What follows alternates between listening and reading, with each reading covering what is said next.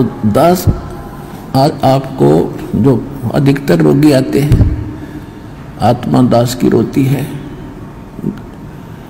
यहां तो रोने का समय नहीं मिलता, एकांत में जाकर मैं देखता हूं परमात्मा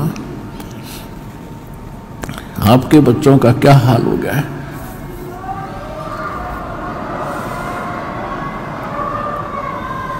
एक एक टूक को तरस रहे हैं, एक एक रोटी के लिए सारा दिन भटकते फिरते, और ऊपर से एक कहर अलग से टूटे हैं इनके ऊपर। किसी को संतान नहीं, वो उसी दुख में सड़ रहा है, जल रहा है। किसी का कैंसर है, किसी को और दोष है, और एक पल का इनको पता नहीं कब क्या हो जाएगा। तो इस कारण से परमात्मा से अर्जी लगाता है दास कि दाता हम तो इसे निकम्मे हैं, और आपको ही मालूम हम कितने कैसे अच्छे होते तो चले जाते। अभी से अच्छे भी आप बनाओगे, दृढ़ता भी आप ही लाओगे, तभी हम आगे बढ़ पाएंगे। फिर भी इतनी उसके बाद भी कोई मर्यादा ठीक नहीं रखता है और अपनी मनमानी करता है, फिर हमारी अर्ज भी फेल और भगवान भी मदद आपकी नहीं करेगी। तो सबसे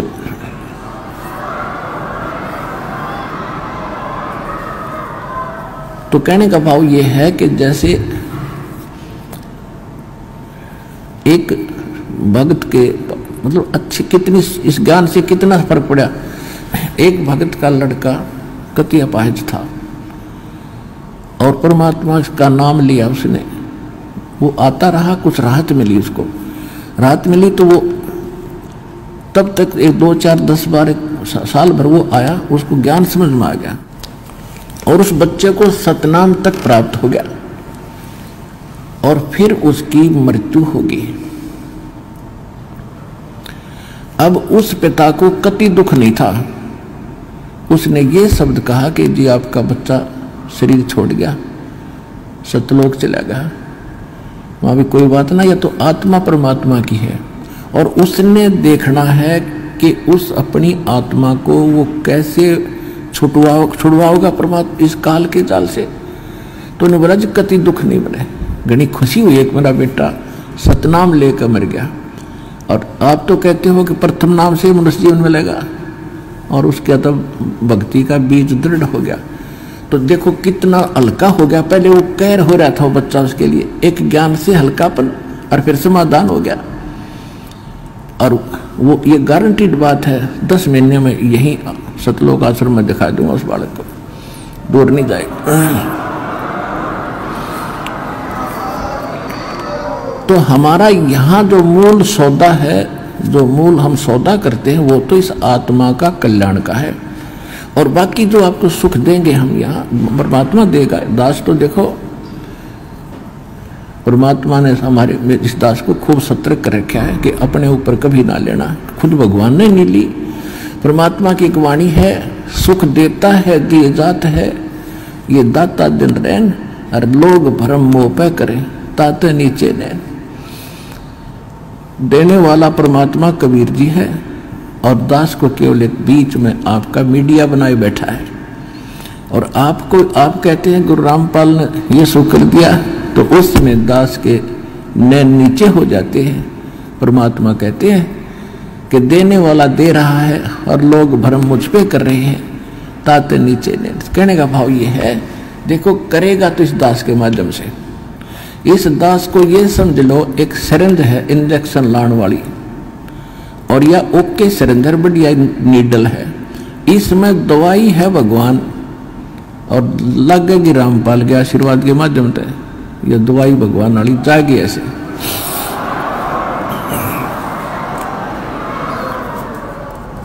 तो इस प्रकार आप जी ने पहले तो ज्ञान समझना चाहिए। ज्ञान के ऊपर दास ने जोर दिया है, भगवान का भी आदेश है कि घर घर देखो बोध विचारा, सत्य नाम सब ठोर उचारा। घर घर में ये ज्ञान की चर्चा चलेगी, शुरू होगी।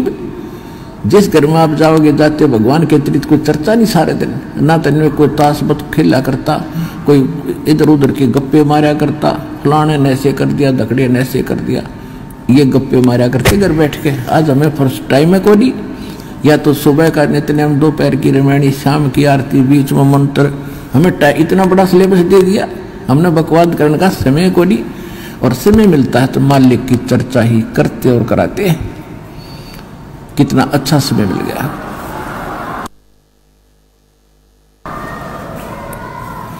तो कहने का भाव यह है कि पहले इस ज्ञान को समझो और ज्ञान समझ के फिर भक्ति शुरू करो।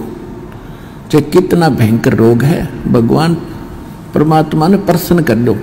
वो कैसे प्रसन्न होगा? जिस दिन वो प्रसन्न हो गया, वो तो सोने कैसी काया बना दे जीव की। 1 सेकंड में एक बार 350-360 के लगभग कोड़ी थे, कोड़ी। और कबीर परमेश्वर के पास काशी में उनकी सुनकर महिमा इकट्ठे चले गए, 5-7 गए पहले थे। बोला जी हम ऐसे दुखी है और ऐसे है। परमात्मा बोले भाई तुम वो सारे को डियान बुला लो, जानो किसी ने? सारे ने जाना है तो उनको सबको बुला लो, पर एक बात है, तुमने भक्ति करनी पड़ेगी आजीवन। और भक्ति छोड़ दोगे ना फिर तुम्हें फिर हानि हो सकती है। कान पकड़े जी, कदे नहीं छोड़ेंगे और हम तो सदा आपके चरणों में पड़े रहेंगे।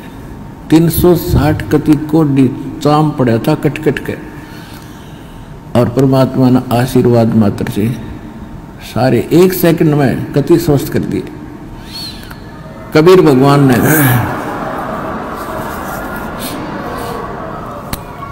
अब वो हो गए स्वस्थ कति।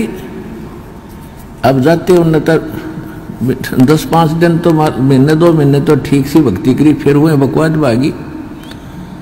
कोई कितना किसी कपड़े पहरे अंडर, कोई ब्याह करवा लिया और कितो कोई फंड कर रहा है, वो भक्ति छोड़ गए। अब परमात्मा ने दास को एक इंस्ट्रक्शन दे रखी है कि परमात्मा करता ऐसे भी सकता है, लेकिन वो करके देख लिया ये बकवादी को ना कब आते। अब उनको सुख भी दे दिया, फिर काल के पाले में जा खड़े हुए, क्या फायदा हुआ? वेस्ट, मालिक की शक्ति खराब गई। लेकिन परमात्मा ने अपनी, वैसे मालिक की पावर तो एंड होता ही नहीं, लेकिन उस समय मालिक ने यह दिखाना था कि भगवान जो काम करा वो कबीर जी कर रहे थे। और इससे सिद्ध है कि कबीर इज गॉड। उस प्रमाण के लिए ये भी हमारे लिए सिद्ध होता है कि परमात्मा कबीर जी है। एक बार दास एक गांव में एक भगत के सत्संग करण पाठ करा कर घर में जाकर, उनके पड़ोस में एक लड़की के, जवान लड़की, ब्याह रखी हुआ और शादी हुई थी। दोनों गुर्दे फेल हो गए और उनने छोड़ दी। सारे चेक करा ली, कोई राप नहीं, और खाट में पड़ी सोई आ रही, मुंह पर हाथों पर। हमारे उस भगत ने उनसे कहा कि आप दीक्षा ले लो, अरे यह लड़की, इनके आशीर्वाद नाम लेने से राहत मिलेगी तुमने। तो लड़की ने और उसकी माँ ने नाम ले लिया। फिर उनको उस भगत ने सलाह दी कि तुम एक पाठ करा लो घर पे, गुरुजी आते हैं पाठ कर देंगे। हम उनके घर पाठ करने गए तो वह लड़की एक चारपाई पर पड़ी और उठन की हिम्मत नहीं, नुगती उठती है नहीं। 6 महीने से खाट पकड़ रखी है। उसको उठा के भगत उन परिवार वाले वहां जहाँ दास बैठा था वहां ले प्रणाम कराया। मैंने उनसे कहा कि इसको सेवा करवाओ, बर्तन साफ कराओ। भगत गए हुए थे 20-30 जैसे सत्संग जाते थे हम पाठ कर, तो खाना खुना बनाते थे वहाँ, इनका बर्तन साफ कराओ। उनके घर वाले सोचने लगे भाई कैसे बर्तन साफ करेगी। भगत बोले जो कहा है तुम ऐसे करो, इसको बैठाओ पिड्डे पे। वो बैठा दी, 2 घंटे बर्तन साफ करे और अपने आप उठ के चल पड़ी। अब वो कति स्वस्थ होगी, पूरे परिवार ने नाम ले लिया और 1 साल के बाद सब छोड़ गए और वो अपने ससुराल चली गई। आज तक जात नहीं बुझी रामपाल की। ऐसे कृत गनी भी हम। तो अब परमात्मा ने हमें भी दिखाया है कि इतना जल्दी ना करे, करना तो है लेकिन ये टिक जाएंगे जब सारा ठीक कर देंगे। तो इसलिए परमात्मा ने उनको आशीर्वाद से कोड भी ठीक कर दिया, फिर काल की बकवादों में। तो इसे हम पसंद नहीं करते। हम चाहते हैं कि आपके अंदर भक्ति बनी रहे और धीरे धीरे आपका यो रोग ठीक हो, तब तक आप ज्ञान समझ जाओ।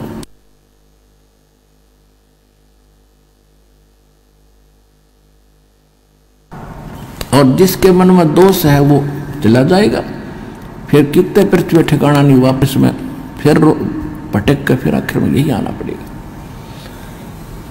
एक अभी कल ही मिल रहा था, एक बहन आ रही थी, उसको और उसका पति भी मिला। भक्तों ने बताया कि ऐसे ऐसे ये बहन आई थी 3 महीने पहले और इसको बहुत समझाया, नाम ले ले, इसका पति ने नाम ले लिया, इसने ना लिया। और ये भी आप विचार कर लेना, जो यहाँ आकर दीक्षा नहीं लेकर वापस जाता है तो उसकी कोई करड़ाई है, कोई भयंकर कर्म उसको दुख देने वाला है, जिस कारण से काल उसने परमात्मा की ओट में आन नहीं दे रहा। तो 3 महीने पहले वो आई थी बेटी, नाम ना लेके गई, फिर छत पड़ गई उसके ऊपर और रीढ़ की हड्डी टूट गई, अब सीधी पड़ी है कति अलण की न टहलन की। अब परसों लेकर आ रहे थे, जब बताई माँ बेटी उस समय क्यों ना लिया, तो नहीं वो नाम या बला टल जाती तेरी। नहीं बोले जी गलती बन गई, बता ये अब कैसे आ गई तू? अब सब, अब रामपाल सही हो गया और कबीर भी भगवान हो गया, जब दे ही टूट गई। कल के चोर बता क्या कर लेन का।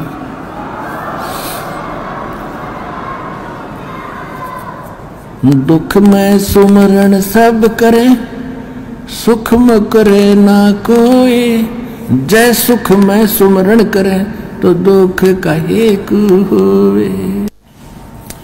संत शरण में आने से आई टले बला, जय मस्तक में सूली हो वो कट्टे में टल जा। इस समर्थ परमात्मा की शरण में आने से यदि मौत भी हो यानी सूली टूटना हो तो कट्टा लगकर ही बच जाता है। अब जो प्रसंग चल रहा है पुण्यात्माओं के दास, जैसे यहां सुनता है कई भक्त आते हैं, ये ऐसे तो घने मिलते समय जो बोला जी कति घना ठीक हो गया, थोड़ी सी कसर रह रही है। मैं या कसर तो रखनी है सारे, मैं या ना रही ना तो फिर भाग जाओगे वो काल के उसमें पाले में खड़े हो जाओगे जा करके। ऐसा नहीं, परमात्मा इतना दुख नहीं देने देगा आपको कि आपकी जान चली जा। तो इसलिए परमात्मा भी कहते हैं, हमें संकेत करते हैं, सुख के माथे सिला पड़ो जो नाम हृदय से जावे, और बलिहारी उस दुख के जो पल पल नाम रटावे। परमात्मा हमें संकेत करते हैं कि हे भगवान, ऐसा सुख ना देना जिससे आपकी भूल पड़ जावे, और इतना दुख दिए रखना दाता तेरी याद बनी रहे। तो पुण्यात्माओं, हम सुखी होते ही भगवान बोलते हैं, और दुख जब हमारे ऊपर आते तो कर्मों के हैं, और फिर हमें भगवान याद आता है। तो हमारे, अब देखो आपके पापों में आग लगा रखी, भगवान ने आग लगा रखी, जो संचित कर्म है उनके भी और जो प्रारब्ध वाले इनमें भी। जब कर्म जले हैं, जब भी घास जलता है तब भी धुआं धावा आग उग थोड़ी बहुत दिखे जानो दुख दे रही है, लेकिन कति रोग कटन लाग रहा है आपका तो थोड़ा बहुत कष्ट भी हो उसने सहन कर लेना। अब जैसे तो आपको जो भयंकर रोग थे, जो भयंकर दुखदायी कर्म है, पहले आपके उन पर कुवाड़िया चल रहा है परमात्मा का, और छोटे मोटे तो धीरे धीरे हो जाएंगे, सारे ठीक हो जाएंगे। जैसे डॉक्टर के पास कोई भयंकर मरीज जाता है, वो सबसे पहले डॉक्टर उस स्थान का इलाज करेगा जहां से रक्त निकल रहा है, यानी जिससे उसकी जान जानी हो। एक्सीडेंट हो गया, हड्डी टूट गई और कहीं रक्त सर्वा हो रहा है, तो सबसे पहले डॉक्टर ये देखेगा कि इसका इस स्थान पर ऑपरेशन करें जिससे इसका खून रक्त बंद हो। और वो रो रहा है, डॉक्टर साहब टांग में दर्द घना है, हाय मर गया, तो डॉक्टर उसने ना देखता कि इसने तो चिल्ला लड़ते थोड़ी देरी तो फिर कर दूंगा ठीक, पहले ये रोग काटना ये करना जरूरी है जिससे इसकी मौत ना हो जाए।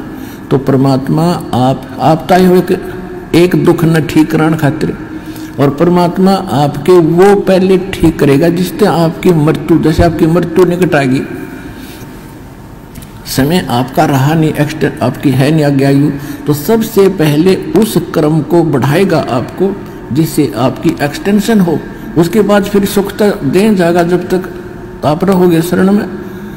तो इसलिए आप विश्वास के साथ इस मार्ग पर लगे रहो, और जैसे दास कहे वैसे चलो, किसी की और बातों में आके भगवान से दूर ना होना।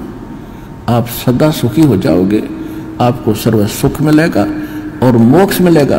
ये सुख तो रुंगे में मिलेंगे, फ्री ऑफ कॉस्ट मिलेंगे, और मूल सौदा आपका मोक्ष होगा, वो गारंटीड होगा।